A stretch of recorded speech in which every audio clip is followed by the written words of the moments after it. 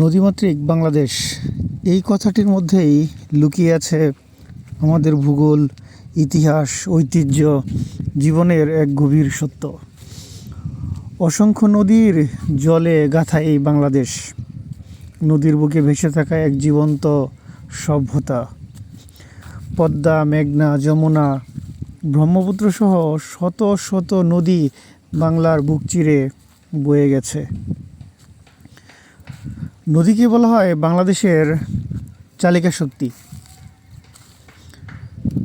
ঠিক নদীর উপর ভর করেই বাংলাদেশের কৃষিজ যেই সম্পদ, সেই সম্পদ প্রবাহিত হয়ে ওঠে। এই যে নদী, সেই নদীকেন্দ্রিক গড়ে উঠেছিল এক সময়ের বাংলাদেশের সভ্যতা, বাংলাদেশের যোগাযোগ ব্যবস্থা। এই নদীকে কেন্দ্র করেই ছড়িয়ে ছিটিয়ে রয়েছিল বাংলাদেশের মানুষের ভাষা, সংস্কৃতি, সব কিছু। নদী যেমন আশীর্বাদ, ঠিক তেমনই চ্যালেঞ্জও। সকালের এই নদীর দুপারের সৌন্দর্য উপভোগ করতে নদী পাড়ের পাশ দিয়ে হেঁটে যেতে হবে।